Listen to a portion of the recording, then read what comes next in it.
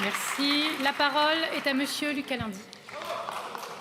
Si un jour des historiens venaient à vouloir illustrer cette expression née avant la honte, ils pourraient se repasser les images de Mme Le Pen aujourd'hui. Franchement, Mme Le Pen, Mme Lavalette faisait référence à 1981 en vantant les conquêtes sociales quand on sait que vous-même avez décrit ce tournant politique majeur dans notre histoire démocratique comme quelque chose de dramatique. Vous n'avez vraiment honte de rien.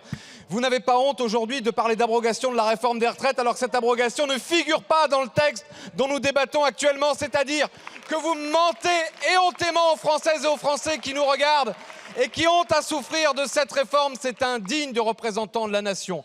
Vous n'avez pas honte et vous n'avez pas eu honte quand vous avez fait élire 17 députés ciotistes qui sont pour la retraite à 65 ans. Vous n'aviez pas honte quand vous défendiez la retraite à 65 ans dans votre propre programme présidentiel en 2012. Vous n'aviez pas honte, enfin, quand vous avez refusé de censurer le gouvernement de Michel Barnier, qui n'est en place que pour préserver la réforme des retraites et l'héritage néolibéral de M. Macron.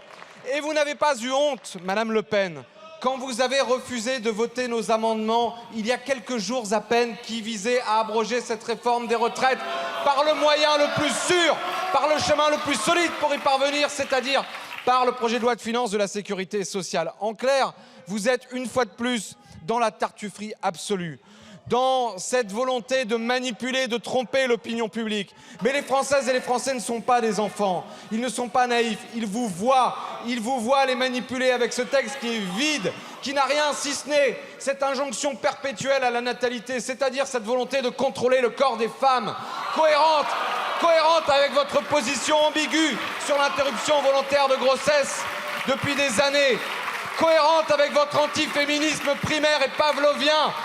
Mais, mesdames et messieurs du Rassemblement national, heureusement, ce n'est pas à vous qu'on pense quand on veut faire des enfants. Merci.